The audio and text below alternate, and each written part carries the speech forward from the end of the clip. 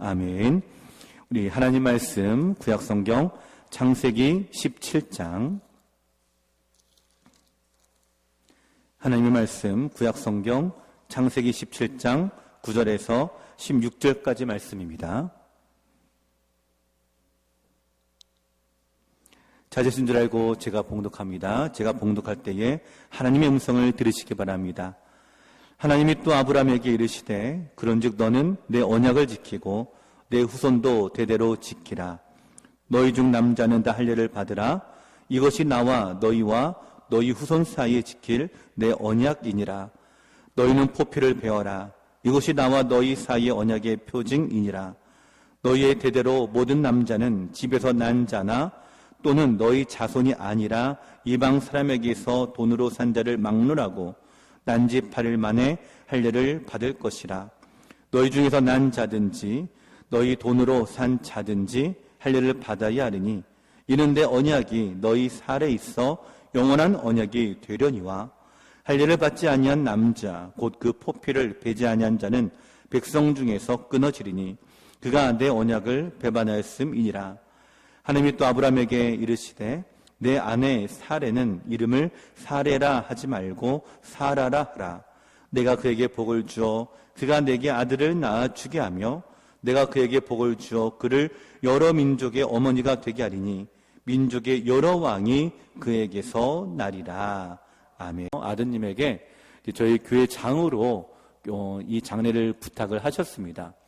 여러분들의 요청을 해서 오늘 우리 오후 예배 끝나고 우리 바로 가서 함께 위로 예배를 드리겠습니다. 함께 위로 예배 가실 분들은 함께 참여해 주시기를 부탁을 드리겠고요. 입관 예배는 내일 오후 3시입니다. 예배 교회 출발 시간은 다시 또 공지를 하겠는데요.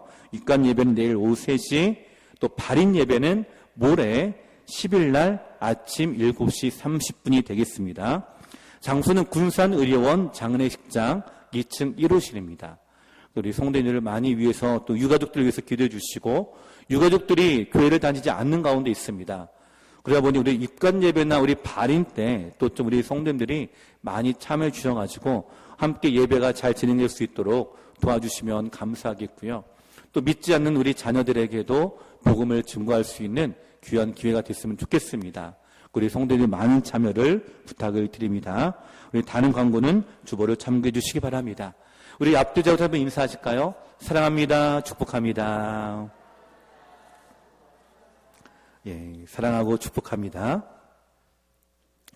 여러분, 우리는 하나님께서 우리 가운데 말씀하시고 또 약속을 하실 때에 그 약속이 잘 지켜지지 않는다 생각이 들고요. 때로는 시간을 많이 지체하시는 것 같다라고 생각하기도 합니다. 여러분 어떻게 여겨지시나요?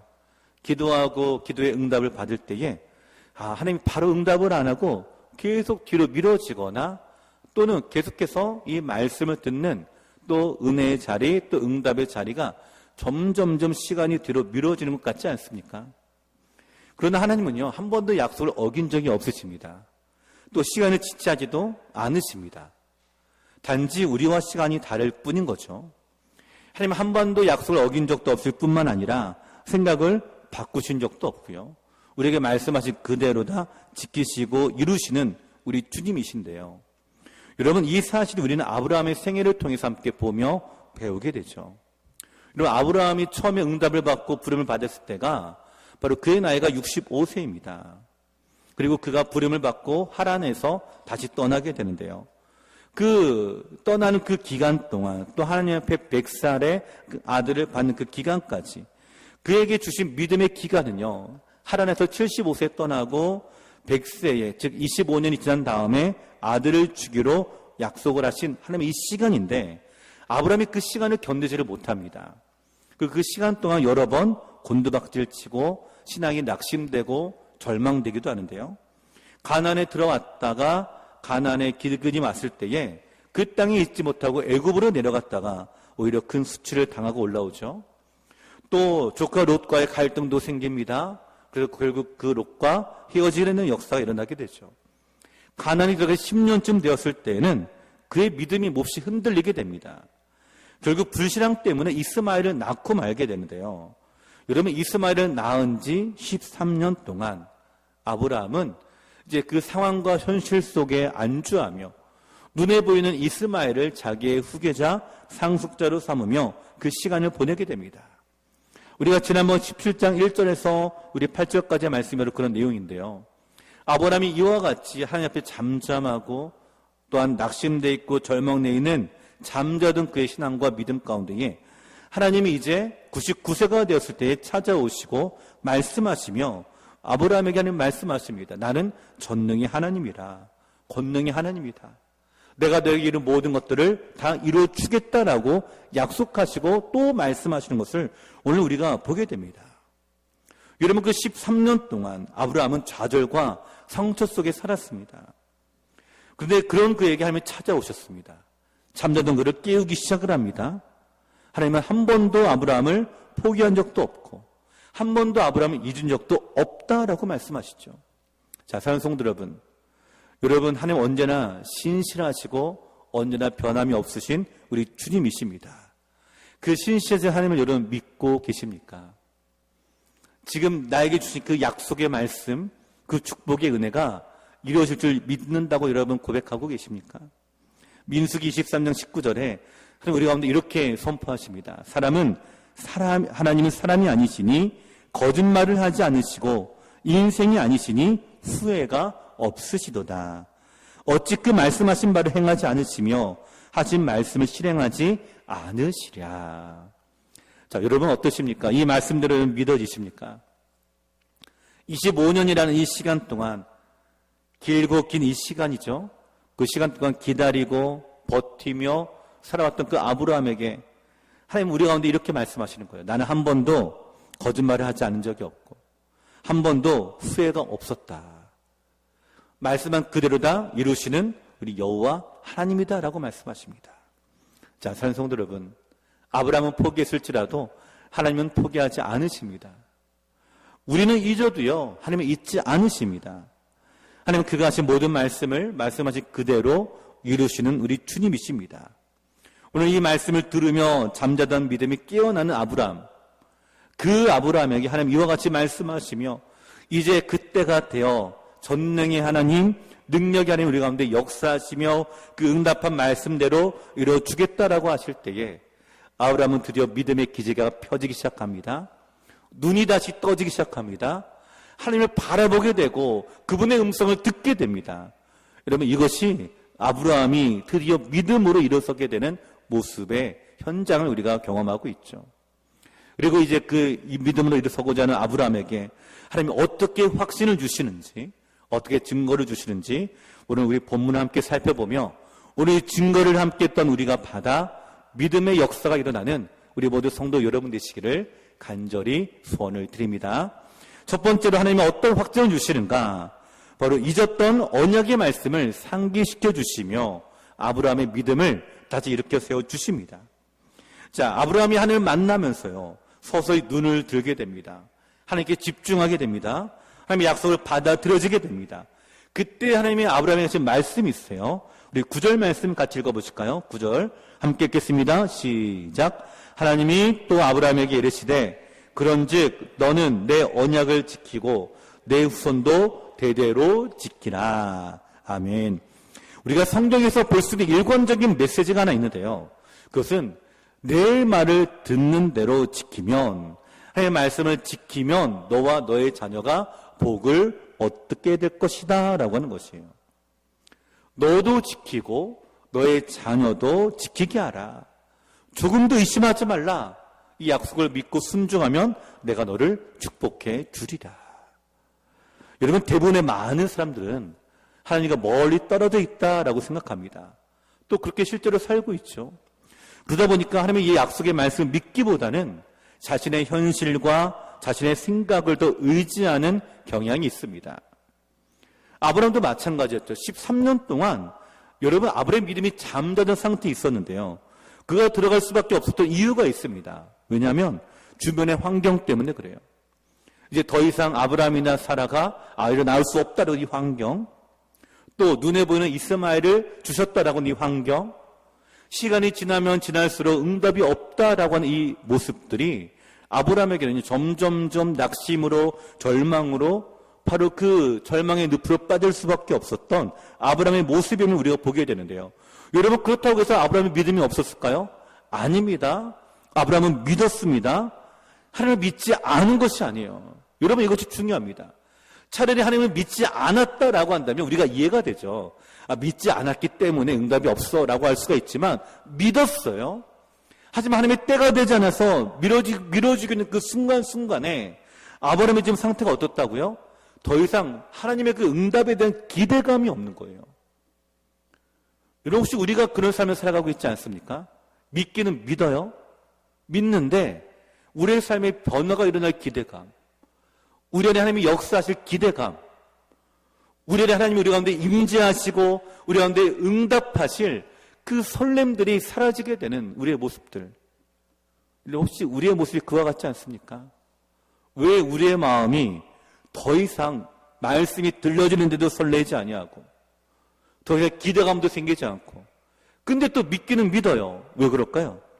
우리의 믿음을 하나님을 제한하고 있기 때문에 그래요. 내가 믿는 하나님을 내 환경으로, 내 삶의 모습으로 그 제한하고 있기 때문에 그렇죠. 그러다 보니까 내 스스로 막고 있습니다. 그거는 아닐 거야. 그거는 안 될 거야. 아이는 내가 낳지 못할 거야. 여러분, 이렇게 우리가 먼저 판단하고 먼저 선을 긋고 먼저 제한합니다. 그러니 여기 안에 성령의 역사가 일어날까요? 이 성령의 역사는 우리의 태도를 넘어선 너무나 광대하고 너무나 영광스러운 그 역사의 현장인데, 내 생각으로 그 선을 딱 그어버리게 되니까 여러분 어떻게 될까요? 기적이 일어나지가 않습니다. 우리의 마음에 설렘이 나타나지가 않아요. 우리를 어떻게 주님이 응답하실까 기대감이 나타나지 않아요. 여러분, 아브라함이 이 제안하고자 하는 이 마음을 그 하나님이 깨뜨리십니다. 그 다른 것이 아니에요. 말씀을 신뢰하고 믿으라라는 거예요. 다른 것이 아닙니다. 그 상황을 보지 말고 나에게 말씀하신 하나님께 집중하라라는 거예요. 하나님을 바라보라라고 하는 것입니다. 이 말씀 믿고 이 말씀대로 내 자손들에게도 지키게 하여 복을 받으라라고 말씀하고 있는데요. 여러분, 지금 하나님의 이 말씀 한번 보십시오. 9절 말씀을 제가 다시 한번 읽겠습니다. 한번 잘 보시기 바랍니다. 하나님이 또 아브라함에게 이르시되 그런즉 너는 내 언약을 지키고 내 후손도 대대로 지키라. 아멘. 자, 오늘 우리의 생각 어디까지 가냐? 너는 내 언약을 지키라까지밖에 안 가요. 이게 우리의 모습이에요. 근데 하나님 뭐라고요? 내 후손도 대대로 지키라. 여러분, 하나님이 지금 아브라함에게 아들을 주셨습니까? 물론 이스마엘이 있죠. 하나님, 이 이스마엘 하나님이 약속된 자녀가 아니라고 합니다. 그러니까 지금 아직까지는 아브라함에게 아들이 없어요. 하나님이 말씀하신 응답이 없습니다. 근데 하나님 말씀하세요. 내 후손도라고 말씀하죠. 내 후손도. 이것이 무엇을 의미할까요? 하나님이 보기에는 이미 주신 거예요. 이미 응답하신 거예요. 여러분, 우리가 믿음으로 구할 때에 감사함으로 받는 우리가 되기를 소망합니다. 우리 가운데 주신 줄 믿고 응답하는 우리의 믿음이 되기를 소망합니다. 하나님이 이미 우리 가운데 이렇게 말씀하십니다. 우리는 하나님, 저에게 아들이 없는데요. 아직 이삭을 안 주셨는데요. 근데 하나님 벌써 말씀하시는 거예요. 아직 임신도 안 했는데 내 후손도라고 말씀하시는 거예요. 내 후손도. 이거는 혼자가 아닙니다. 이삭 하나가 아니에요. 이삭을 통해서 나설 그 수많은 자손들, 그 수많은 후손들에게 지키게 하라라고 이렇게 말씀하는 거예요. 바로 아브라함에게 보여주셨던 그 모습들. 저 하늘의 뭇별들을 바라보라. 내 자손이 그와 같게 될 것이다 라고 하신 그 비전의 모습들이 다시 보여지는 것 같습니다.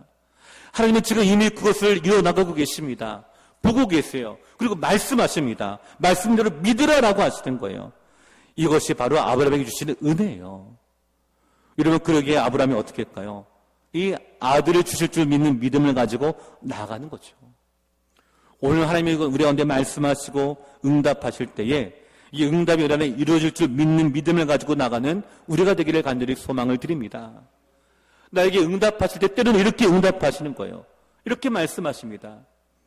내가 이미 받은 줄 믿고 그보다 한 걸음 더 나아가는 거예요. 우리는 하나님 아들 좀 주십시오라고 하지만 하나님은 그 아들을 어떻게 가르치는 것이 복이 되는지, 어떻게 인도하는 것이 복이 되는지까지 벌써 말씀하고 계신 거죠. 오늘 이와 같은 우리가 믿음이 되어서 하나님과 함께 보조를 맞춰 나갈 수 있는 우리의 믿음이 되기를 간절히 소원을 드립니다. 근데 사실 우리가 믿는 것보다요, 우리가 믿는 것보다 후손들을 믿게 하는 것이 더 어려운 것을 우리가 보게 되죠. 우리 자신을 잘 믿는 것도 중요합니다. 근데 이건 우리가 잘합니다. 근데 하나님 말씀하시죠. 내 후손도 대대로 지키라. 자녀들이 믿음을 갖게 하는 것이 얼마나 힘들지 모릅니다. 근데 부모로서 우리가 이제 말씀하십니다. 자녀들에게 말씀과 믿음을 가르치는 것에 최선을 다하라 라고 말이죠. 내가 과연 말씀을 가르치는 것에, 믿음으로 인도하는 일에 최선을 다했는가? 여러분, 이 세상은요, 믿음과 타협하는데 아주 탁월합니다. 세상은 우리 믿음과 내 신앙과 타협하는데 아주 특별해요. 아주 교묘하게 우리의 신앙을 자꾸만 멈추게 하거나 또는 타협하게 만들어서 손해를 보게 합니다. 그러니까 고3이 되면 교회 가는 것보다 학원에 가는 것을 은근히 좋아하는 가정들이 있어요. 아이들이 교회 가겠다고 하면 야단치는 부모도 있습니다. 그러면 이것이 우리들의 현실이죠. 왜 그럴까요? 일단 좋은 대학에 들어가고, 일단 좋은 직장에 취업하고, 그 다음에 신앙생활하는 것이 너에게 좋지 않겠느냐라고 하는 거죠. 여러분, 이것이 과연 최선일까요? 우리가 이렇게 가르치는 것이 과연 최선일까요? 좋은 대학에 나오고 좋은 직장에 들어가는 것이 과연 전부일까요? 얼마 전에 제가 뉴스를 보았는데 한 고독산 한 40대 청년의 인생이 뉴스에 나왔는데요. 그 아파트 주위에 썩은 데가 온통 가득했다고 합니다. 수십일 동안 그 냄새가 났는데 원인이 어디서 나온지 몰랐대요. 그러다가 명절이 되어가지고 아들에게 연락이 없으니까 부모님이 아들에게 연락을 했는데 연락이 닿질 않아요. 결국 경찰에 신고를 하고 집에 찾아가니까 그 안에서 죽어 있던 거예요. 죽어서 썩어져서 그 냄새가 주위까지 그렇게 난 거예요. 근데 그 친구가 학원의 유명한 수학 강사라고 합니다.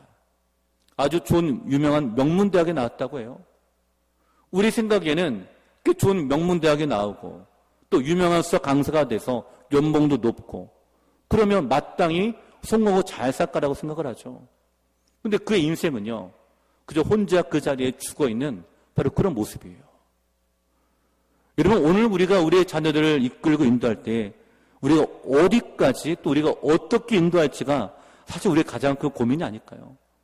근데 그 고민 중에 최우선이 신앙과 믿음이 되기를 간절히 소망합니다.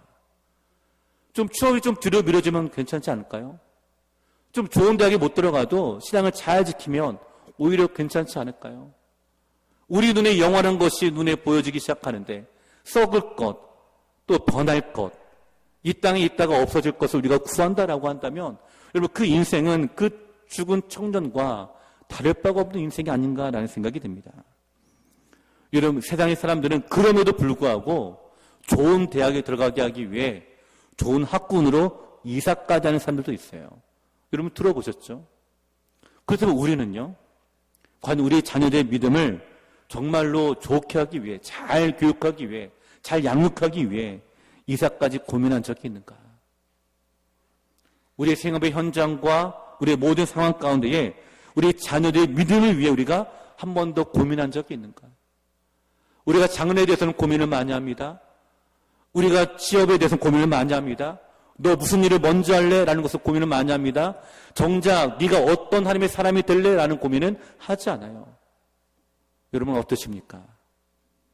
오늘 우리가 이렇게 우리 자녀들의 믿음을 위해서 우리가 무엇을 희생했고 무엇을 지금 치르고 있는지를 우리 한번 돌아보기를 소망합니다.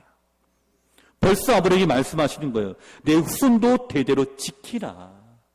이 말씀을 부탁하고 있는 것은 이미 우리가 현재 있는 상황에 있는 문제가 더 이상 문제가 아니에요.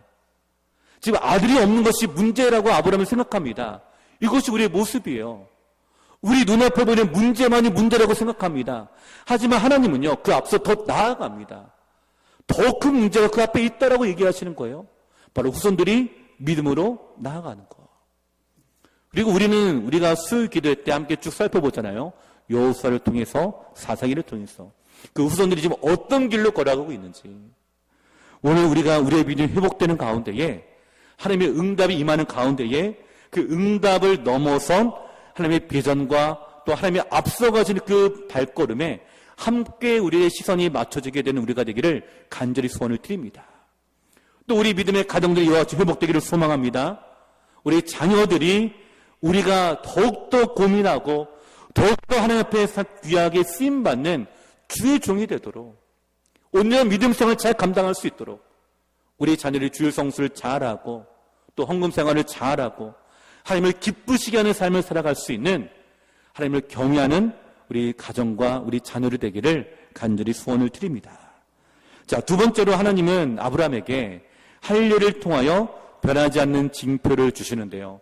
이 변하지 않는 이 징표가 아브라함을 다시 일어서게 하는 힘이 됩니다. 우리 10절 말씀 같이 읽겠습니다. 10절입니다. 시작. 남자는 다 할례를 받으라. 이것이 나와 너희와 너희 후손 사이에 지킬 내 언약이니라. 아멘. 자, 하나님은 아브라함뿐만 아니라 후손들에게도 징표를 주십니다. 바로 그 징표는 할례인데요. 여러분, 이 할례는 남자 생식기의 표피를 제거하는 수술을 의미합니다. 아이가 태어난 지 8일 만에 할례를 의식을 행하게 되는데요. 여러분, 이것은 선택받은 백성의 표로 주신 것입니다. 근데 이 선택받은 표의 내용은요, 이 언약이, 이 약속이 너무나 중요하기 때문에 이 약속을 잊지 말라고, 늘 기억하라고, 늘 생각하라고 주신 것이에요. 우리의 몸에 증거를 주신 것이 바로 여기에 있습니다. 여러분, 그래서 오늘 성경에 보시면 성경에 이런 표현이 있습니다. 너희 살에 이 언약을 주셨다라고 얘기합니다. 13절에 이렇게 말씀하고 있죠. 이제 내 언약이 너희 살에 있어 영원한 언약이 되려니와. 즉, 이 할례를 주심으로 인해서 주신 목적은 너희는 특별한 사람이고 너희는 하나님의 백성이기 때문에 하나님의 약속을 받은 사람이기 때문에 그 받은 사람의 약속의 축복을 늘 기억하고 살아라라는 거예요. 늘 기억하고 살아라. 여러분, 우리 어르신들이 저도 어렸을 때도 그런 얘기 종종 들었습니다. 저희 돌아가신 할아버지가 저에게 너는 몇 대 손이냐라고 부른 적이 있어요. 여러분, 혹시 들어보셨습니까? 요즘 우리 세대는 뭐 그런 거 잘 안 따지죠? 근데 저희 돌아가신 할아버지 제가 어렸을 때 저에게 물어보신 적이 있어요. 너는 탁시지만에 몇 대 손이냐? 왜 물어보실까요? 가문과 혈통을 중요히 여기는 우리 유교적인 사상이 우리 안에 있기 때문이겠죠. 심지어 우리가 조선시대만 해도 그렇습니다. 양반이라고 하는 정말로 그 자신의 가족과 또한 자기 가문에 대한 자긍심과 또 그 혈족에 대한 정말로 남들과는 정말로 다른 그런 마음을 가지는 모습들이 있는데요. 여러분, 그렇게 말하는 이유가 뭘까요? 우리는 남들과 다른 이런 사람들이다라는 거예요. 남들과는 다른 이런 사람들이다. 근데 이것을 지금 누가 갖고 있냐? 유대인들이 갖고 있습니다. 하나님이 이스라엘 백성에 할례를 주기로 인해서 이 할례로 선택받은 백성이다. 너희는 저 이방인들, 저 죽고 심판받아 멸망받을 저 사람들과는 다른 사람이다라는 것을 하나님 우리 가운데 깨닫고 기억하게 하기 위함인데요. 여러분, 그래서 이 할례라는 것은 오늘 11절에 이렇게 표현합니다. 11절 말씀 같이 읽어보실까요? 함께 읽겠습니다. 시작. 너희는 표피를 베어라. 이것이 나와 너희 사이의 언약의 표징이니라. 아멘. 표징이니라 라고 말씀합니다. 표라고 말씀하시는 거예요. 왜 이런 표를 주실까요? 이 언약의 말씀과 같이 변함이 없고 반드시 이루시는 우리 하나님이다 라는 것을 얘기하는 거죠. 하나님의 언약은 뭐라고요?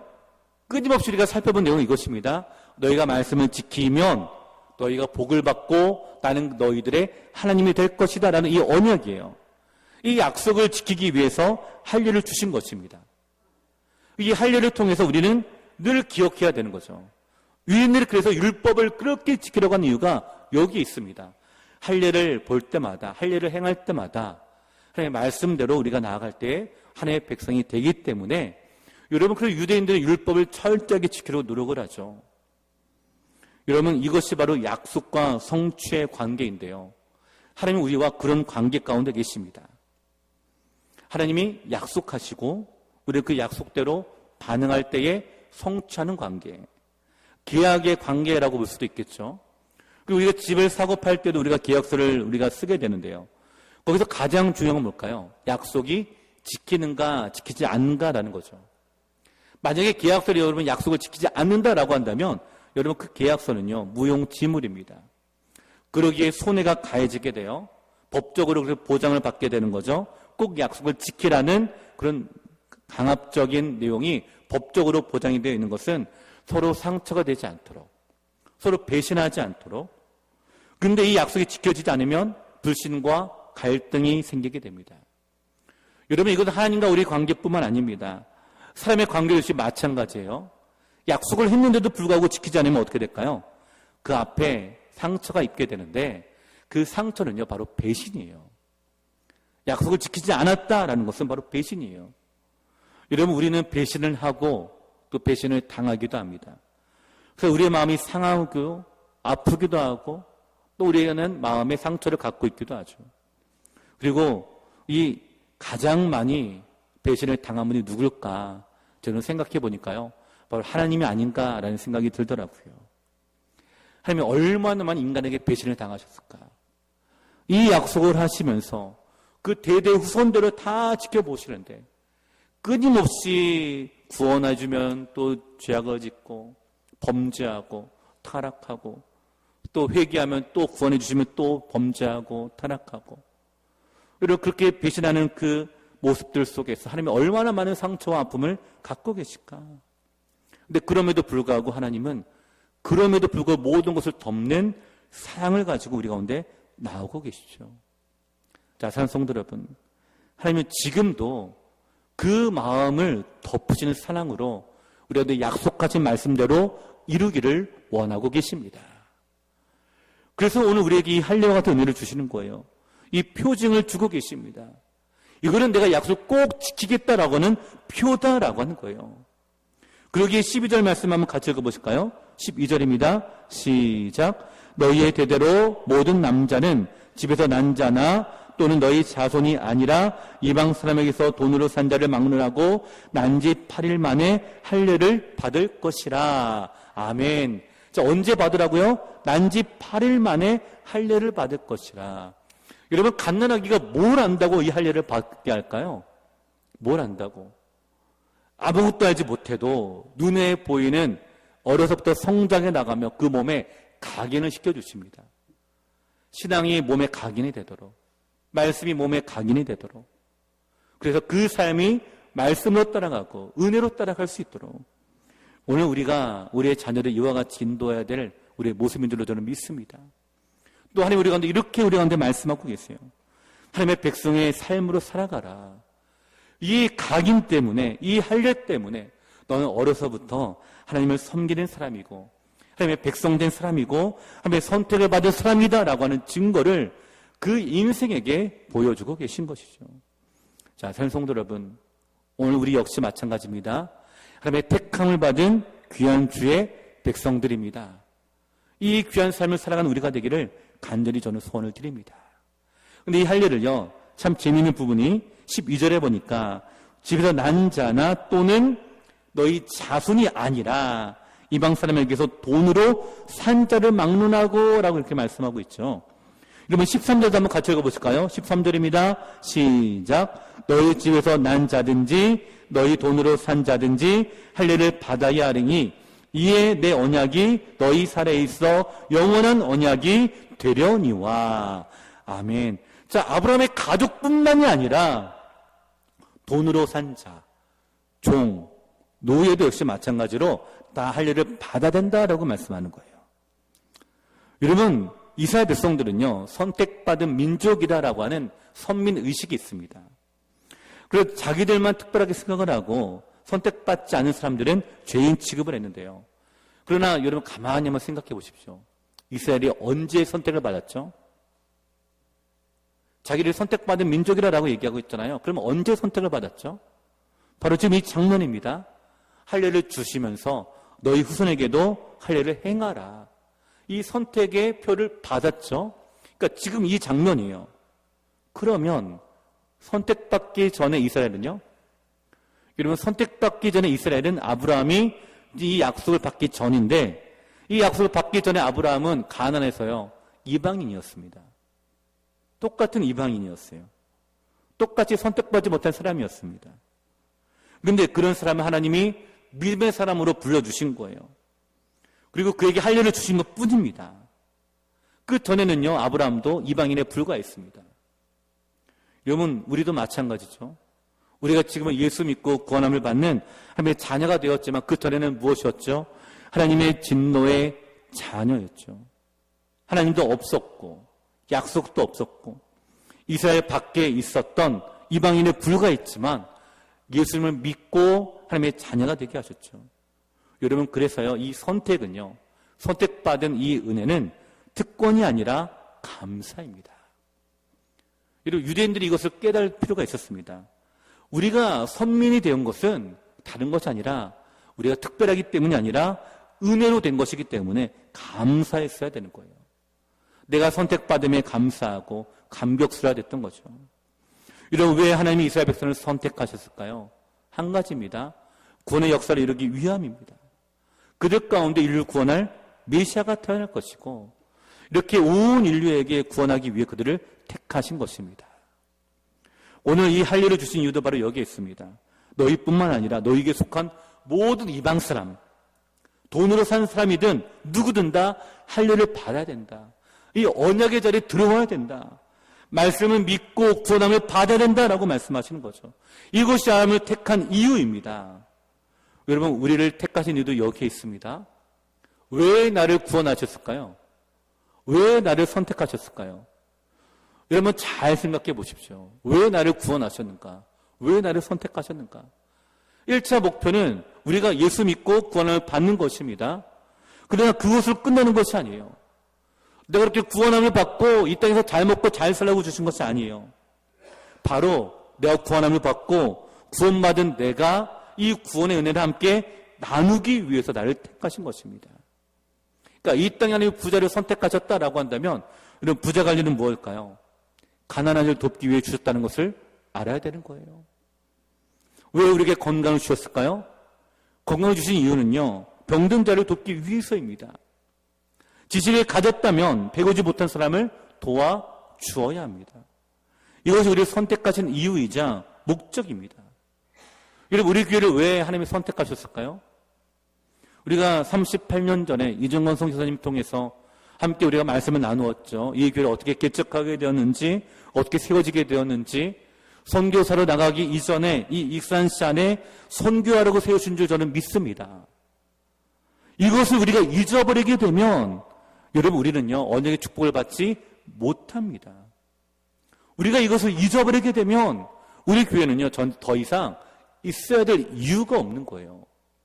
우리가 선교하지 않고 전도하지 않고 우리가 이 목적대로 나아가지 않으면 그 이유가 없어지는 거죠. 여러분, 그렇게 사라졌던 요한계시록의 수아시아 7교회가 우리 눈에 증거하고 있지 않습니까? 그 교회들마다 그 당시만 해도 가장 부유했고 가장 웅성했고 가장 컸고 많이 모였던 교회였는데요. 지금은요, 어디에 있는지 흔적조차 남지가 않아요. 왜 그럴까요? 그 목적을 잃어버렸기 때문에, 그 이유를 잊어버렸기 때문에 하나님이 필요 없다라고 치우신 거예요.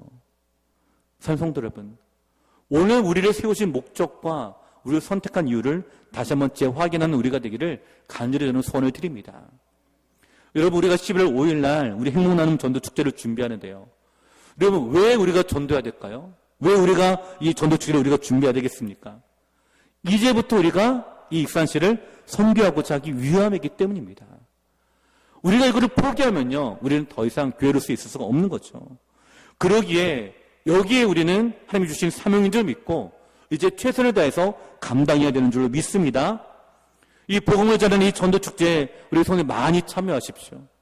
그래서 아까도 말씀드렸지만 3명에서 꼭 작정하시고 기록하시고 넣어주세요. 복음의 새로운 역사가 다시 우리 교회에 일어나야 되고 다시 부흥의 새바람이 일어나기를 원하는 것은 우리가 다시 이 사명을 감당해 나갈 때에 우리 가운데 주신 변함없는 진리의 말씀 우리가 다시 드러내며 선택받은 우리 교회의 축복을 함께 나눌 때에 가능하게 될 것입니다. 저는 그 비전을 봅니다. 그 은혜를 봅니다. 바로 하나님의 놀라운 역사가 일어나기 때문인 것이겠죠. 여러분, 참 재미있는 사실은요, 오늘 성경에 집에서 난 자뿐만 아니라 이방 사람에게도 할 일을 행하라라고 제가 말씀을 드렸죠. 성경도 그렇게 말씀하고 있는데요. 그래서 바리새인들과 서기관들은 하나님의 선택받은 백성이라고 자랑하고 있었죠. 하지만 정말 재미있는 사실은 뭐냐면 당시에 고대 시대에 블레셋 사람들이나 메소포타미아 사람들의 문명권에 있는 사람들은요, 할 일을 행하지 않았다는 것이에요. 근데 당시 아브라함이 살던 그 시대에 애굽 사람이나 가나안 사람들은 할 일을 행했다고 합니다. 여러분, 참 재밌죠? 할 일을 행했다고 해요. 근데 그럼에도 불구하고 유대인들은요, 그들을 향해서 똑같은 언약의 민족이다라고 말하지는 않습니다. 왜 그럴까요? 우리를 택하신 목적과 이유가 분명히 있기 때문인 것이죠. 여러분, 우리가 이 목적을 잃어버리면 우리는 세상의 또 다른 단체에 불과합니다. 그래서 또 다른 이기적인 우리의 공동체에 불과합니다. 우리의 목적은 분명합니다.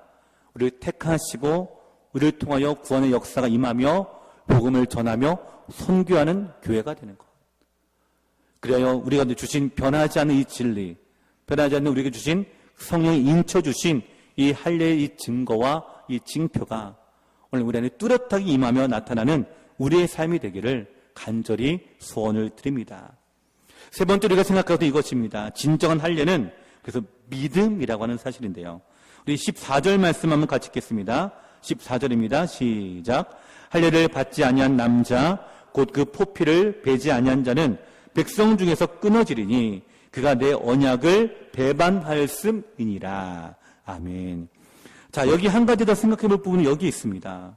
바로 하나님께서 끊어지게 될 것이다.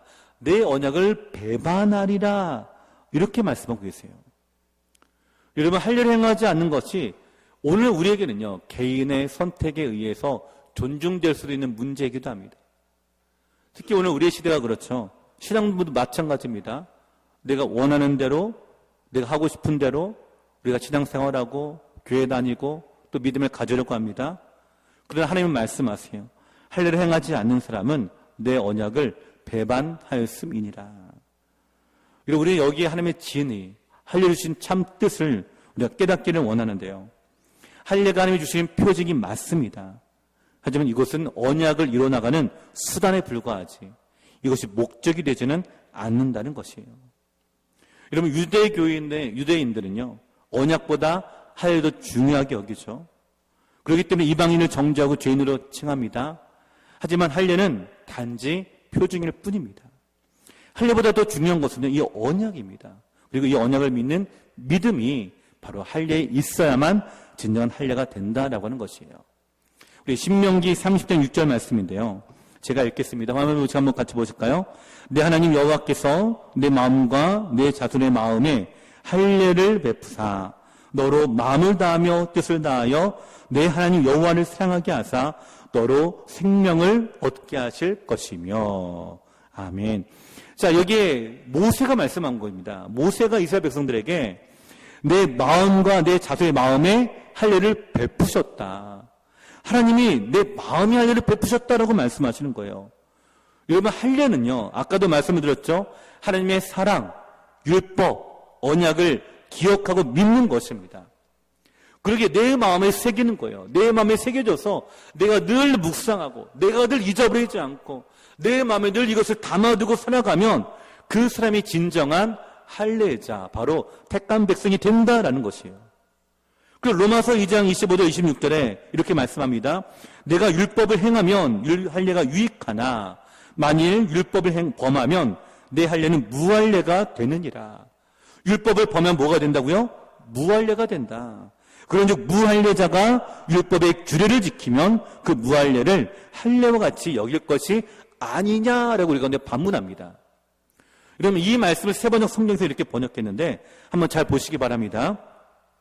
율법을 지키면 할례를 받는 것이 유익하지만 율법을 어기면 그대가 받은 할례는 할례를 받지 않은 것으로 되어 버립니다. 즉 아무리 할례를 받았다 할지라도 말씀에 순종하지 않으면 어떻게 됐다고요?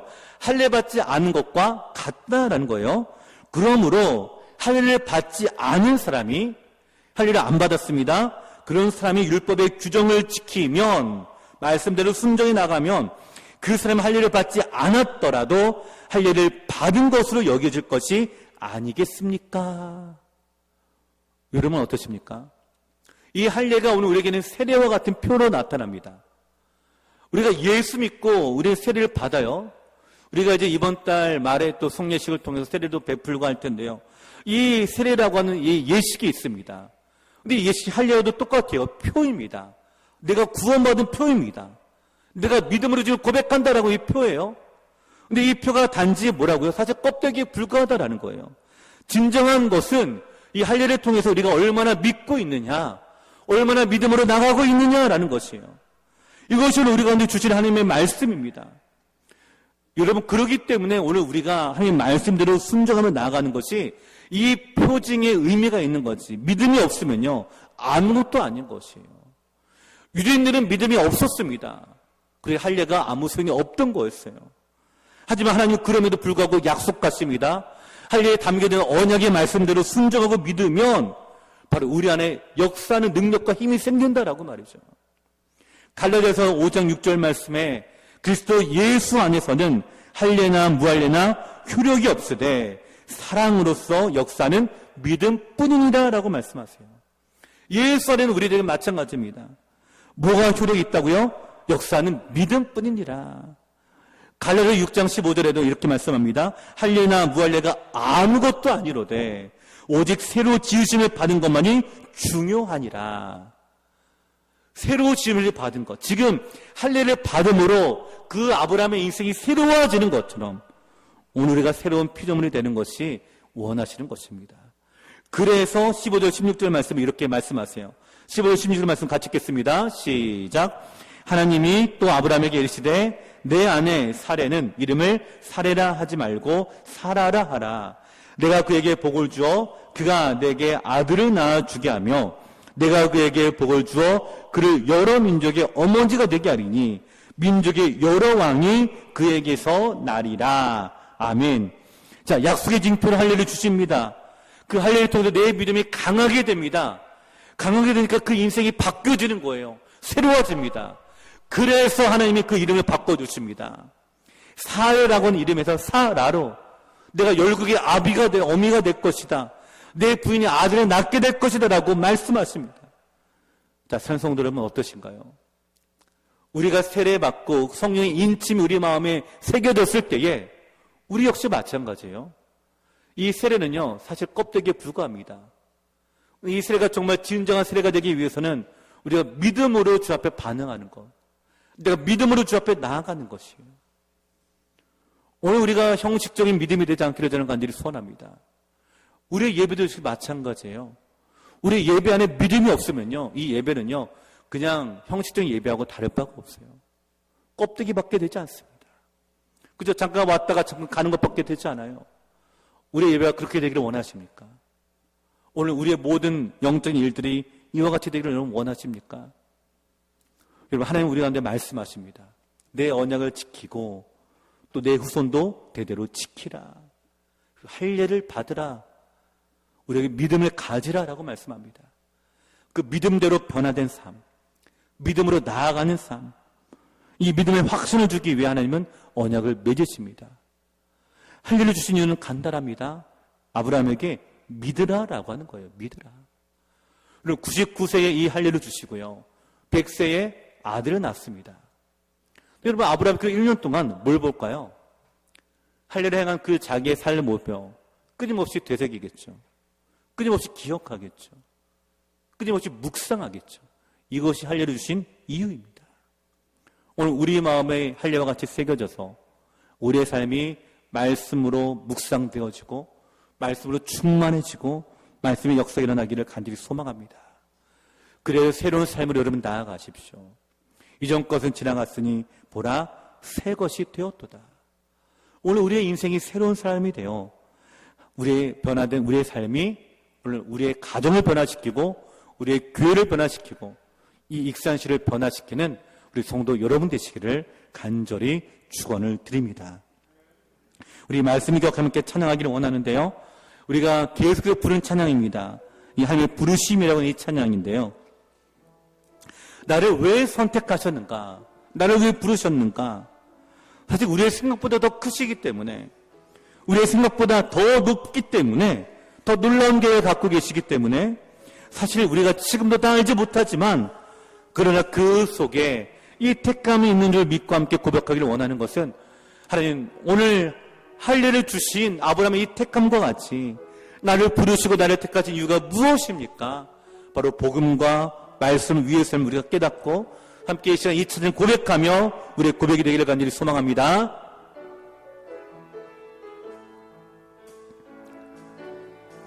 하나님의 부르심에는 후회하심이 없네. 내게 이 자리에 선 것도 주의 부르심이라. 하나님의 부르심에는 결코 신을 수가 없네. 나를 부르신 하나님의 신실하심을 믿네. 날 부르신 뜻 내 생각보다 크고, 날 향한 계획 나의 지혜로 증명 못하나 가장 좋은 길로, 가장 완전한 길로 오늘도 날 이끄심 믿네. 우리 그녀 다 함께 일어나서 고백합니다. 하나님의 부르심에는, 하나님의 부르심에는 후회하심이 없네. 내가 이 자리에 선 것도 주의 부르심이라. 하나님의 부르심에는 결코 실수가 없네. 나를 부르신 하나님의 신실하심을 믿네. 우리 2절로 찬양합니다. 작은 나를 부르신 뜻을 나는 알 수 없지만 오직 감사와 순종으로 주의 길을 가리라. 때론 내가 연약해져도 주님 날 도우시니 주의 놀라운 그 계획을 나는 믿으며 살리. 날 부르신 뜻 내 생각보다 크고, 날 향한 계획 나의 지혜로 증명 못하나 가장 좋은 길로, 가장 완전한 길로 오늘도 날 이끄심 믿네. 날 부르신 뜻 내 생각보다 크고, 날 향한 계획 나의 지혜로 증명 못하나 가장 좋은 길로, 가장 완전한 길로 오늘도 날 이끄신 님네. 우리 말씀 기억하며 같이 기도할 때, 하나님 오늘 나를 부르신 그 뜻과 그 목적을 우리 마음에 새기며 오늘 우리를 인쳐주시고 하나님의 자녀를 삼아주시고 하나님의 백성을 삼아주시고 목적과 그 이유를 우리가 알기를 원합니다. 하나님 나를 통하여 우리 가족이 구원받기를 원합니다. 나를 통하여 주의 은혜가 임하기를 원합니다. 오늘 나를 통하여 우리 교회를 통하여 익산시안의 주의 구원의 놀라운 역사가 임하기를 소망합니다. 우리 주님 함께 같이 기도합니다. 주여 살아계시다 보더라님, 오늘도 우리 가운데 역사하시며 말씀하시며 오늘도 우리 안에 주님의 영광으로 충만하게 하시는 삶에 놀러 이 은혜가 우리는 임하기를 간절히 소망합니다. 오직 주님의 이름만이, 오직 주님의 그 영광만 우리에게 나타나게 인도하시고, 우리를 부르시는 아버지 그 목적과 우리를 택하신 그 뜻을 우리가 깨달아 아버지 우리를 구원의 놀라운 역사와 확실히 임하게 인도하시며, 우리를 통하여 복음의 역사가 나타남을 인하여 새로운 삶으로 나갈 수 있도록 인도해 주옵소서. 우리를 통하여 주의 영광과 은혜가 충만하게 나타나게 하시고, 우리를 통하여 아버지 우리가 가는 곳마다 하나님을 예배하며 하나님을 찬양하며 주의 영광의 오늘이 드러나는 축복된 삶이 되어줄 수 있도록 은혜와 은총을 더하여 주시기를 원합니다. 오늘도 아버지 우리를 통하여 아버지 주님께서 우리가 내 말씀을 제대로 이루시기를 원합니다. 주님 결코 후회하시며 없으며 결코 변하지 아니하시는 주의 신실하심을 믿으며 고백하는 우리 모든 성도님이 될 수 있도록 인도하여 주시옵소서.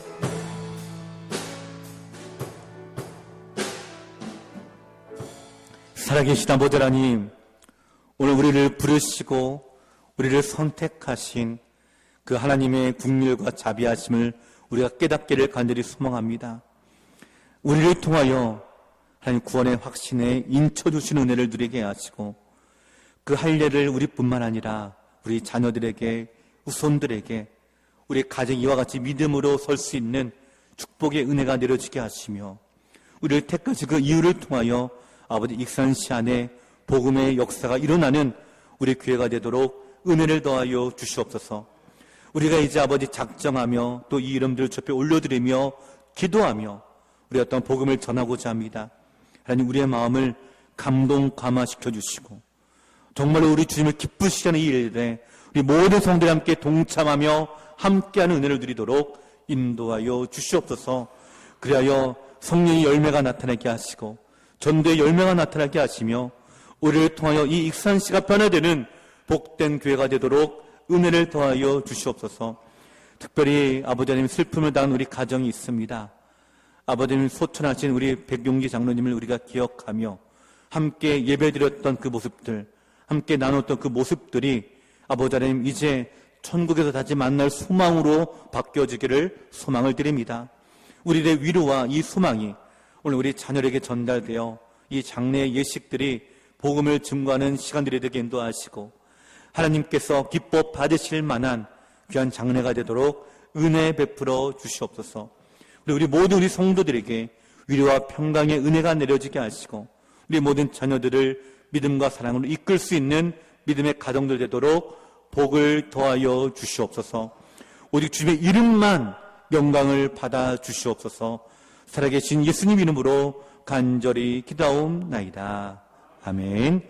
우리 주 예수 그리스도의 은혜와 살아계신 하나님 아버지의 무한하신 사랑과 성령의 교통하심이 아브라함에게 할례를 주심으로 그의 믿음을 확증시키시고 그를 통하여 구원의 역사가 임한 것처럼 오늘 우리의 삶 가운데 구원의 역사가 임하여 우리의 가정이, 우리의 후손들이, 또 잃어버린 모든 익산시에 있는 영혼들이 다시 주께로 돌아올 꿈과 비전을 가지고 주 앞에 이 믿음의 역사가 이루어지기를 간절히 소망하는 이 예배에 참여한 모든 성도님들 머리 위에 이제부터 영원토록 함께 있을지어다.